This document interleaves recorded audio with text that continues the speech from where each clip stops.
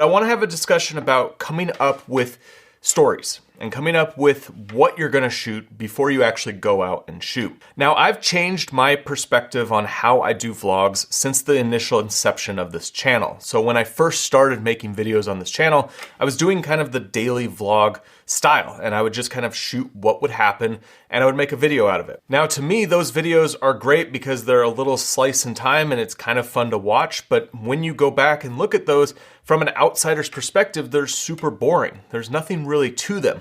And so storytelling is super important to create a video that someone is actually going to want to watch. And the way you make your videos is going to dictate your overall strategy for your YouTube channel. Now, if you're someone who just wants to make a one-off video, that's completely different than talking about, YouTube channels as a whole. And my understanding is that the majority of you out there are actually trying to build something on your channel that you can do consistently over time and not just doing a one-off video.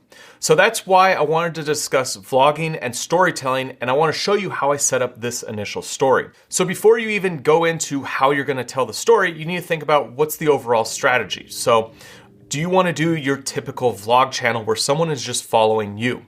Is this vlog something that's just added into the other content that you're doing on your channel? Or are you trying to go around a specific topic or a specific idea? So for the video that we're talking about here, I'm making it for my second channel, and I've completely changed my approach for that channel versus this channel. For the most part, vlogs don't work on this channel because this is a channel around education. However, if I do find a topic that really is fitting for this audience, then I could do it in a vlog format and it'll be appealing. However, the vast majority of just making a vlog around a singular idea or just my experience on something probably isn't gonna work. Whereas on my second channel, I'm really focused around stories around interesting topics in the outdoor and adventure space. And I'm still developing the complete strategy on that channel, but I'm pushing more into just unique things that are out there in the world that you have to be a little bit adventurous to go find and explore. And I came up with this idea for the second channel after I've enjoyed making some adventure style vlogs, some stories, and then just there's different ideas I've wanted to do, but they won't fit here. So now with that kind of laid out, what I'm doing for this one video that we're talking about is creating a story around a giant rock. Now you might think that's pretty boring, but there's this giant rock out in the desert that's been the focal point for UFO enthusiasts. It's been a meeting spot for Native American cultures, and it just has a weird history. And this rock is kind of out in the middle of the desert. I've known about it for a long time, but I wanted to go explore it and tell the story of this rock. So for my approach for this video, for this vlog, I wanted to do something that was more engaging to a broader audience. So I didn't want to do just your typical travel style vlog where it's like, hey guys, today we're going out to the rock. And then you see all these shots of me going out to the rock. I'm kind of exploring it. Maybe I'll talk about the history a little bit, but it's more of my experience. That kind of video just isn't going to reach a broader audience. It might reach those of you who are really interested in my videos and just want to hang out and go along for the ride. However, if you want to reach a broader audience, you have to think more in storytelling and think of if someone doesn't know anything about you, what happens when they click your video? Do they just keep watching, or are they like, oh, this is another vlog, and then they go to the next video? Some people like that kind of content, but the vast majority of the broader audience out there probably don't. So for this video specifically, what I wanted to do was craft a story around the history of the giant rock, and in the process of telling that story, I'm going to show you the rock and actually explore the rock. So it's a mix of a vlog in the format of more of a storytelling education piece. And that's kind of where I'm pushing my content on my second channel, pushing more into this realm of education, science, technology in the outdoor space, but then I'm gonna have these vlog elements tied into it. And this just comes from my experience building vlogs on my main channel and kind of evolving this channel and just seeing how content goes on YouTube and what strategies work to hit a broader audience. So this is a different type of story than something that you would find if you were going and like climbing a mountain or something like that. Those kind of videos have a clear objective and a goal, and then there's going to be a payoff at the end of that video.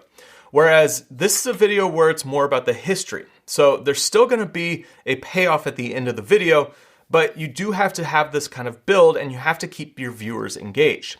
So part one is coming up with all the bullet points that I want to tell in this story. So there was some aspect about Native American cultures using it as a meeting point. There was a man who decided to build an apartment underneath the rock There was also another man who took over after that person died, and he believed in aliens and UFOs. And then there was this aspect that this man was building a time travel rejuvenation machine out in the desert. And this is a place that you can go explore right now. So there's this kind of wide range of history of all these bullet points that I wanted to hit. And it's a lot in a short form video. I'm aiming this video to be like 5 or 6 minutes. I don't want a super long video. And so as I'm writing out all these bullet points, I'm just looking through the history and finding where's the interesting story in all of this and how does it all tie together. And so for me, the most interesting aspect that I found about this whole story is this whole aspect of the aliens and the time travel machine that was gonna help recharge human bodies. Now, it's a weird story, yes, but that's kind of where I wanna build to, is that aspect of the story and then what happened with this whole machine that he built. And so now I'm gonna take all these information bits and put it into the format of a story. First is a hook. So I want to introduce the concept of what the big rock is and then preview what is coming in the video and add an element of mystery because there is this weird history around this story. And then from there, I think about the ending of the video. So what is the payoff going to be? And the end of the story for me is that when this man died, we lost the plans on how he was going to finish this machine because he was about 90% done and then he had a heart attack and he never wrote them down. So it's one of those mysteries that's pretty much never going to be solved because we don't know what his actual intention was to finish this structure. But that's not the only payoff, because from there you want to have a takeaway for the audience. And so you want to think through, well, what is the takeaway from this story? And so when I'm creating these kind of stories, I'm always thinking, well, what's the bigger picture here? And what's something that connects all of us? And so this is what I wrote down to kind of come up with this concept. I said, there's things in this world that we don't fully understand and probably never will. Visiting places like this allow us to stretch our imagination and think about the what if. And we also get an opportunity to stand next to the giant rock and see if we actually feel something too. So I came up with a couple sentences that are more about the bigger picture, about these stories of just weird and mysterious things. And that's something that they can take away from this and think about in their own lives, and then maybe inspire someone to go out and explore some places like this themselves. If not, go and check out the giant rock. And so I've written down an intro, I've written down kind of an ending takeaway, and I have all of these bullet points. And so the next process for me is to literally just write out a script for a story like this. This isn't going to be a vlog where I just kind of tell my experience as I go. I'm trying to hit a bunch of different story beats so I can actually write out the majority of this kind of script before I actually get to the location. And so I just do it all on my phone. I have it all written out and I break it down into different paragraphs. And when I break it down in these paragraphs, it helps me start forming the story and also gives me an idea of how I'm going to break it up for shooting when I'm out at the location. Now, for a story like this, I write out a script, line for line, what I'm going to say. But when I actually get out and I'm shooting these kind of videos, I look at a paragraph and then I regurgitate that in a different format and something that feels more natural. And so this is just something that takes practice. Some people will feel much more comfortable just reading off a script, especially when it's something as specific as this story. But as you get more experienced, you'll find that, yeah, it might make more sense just to ad-lib a lot of these sections, and so that it feels much more natural and it just has more emotion. And so I use just a basic storytelling format. Intro, kind of history, backstory. For me, in this story, it's gonna be just getting to the location. So I just want a few shots showing us actually getting to the big rock and then really diving into what the big rock is all about. I don't want my beginning part of this video to be super long. I want it to be short, snappy, and get people interested to watch the rest of the video.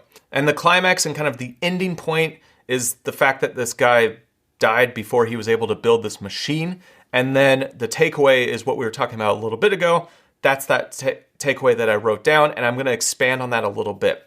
And so I've put together a simple story arc for this video for something that's like a quick vlog, and it's kind of like your just experience in the location.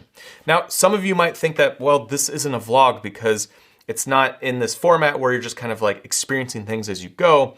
But I see vlogs in a few different ways. And I'll include a link down below in the description where I really break down some different vlog structures and some different things that are working on YouTube.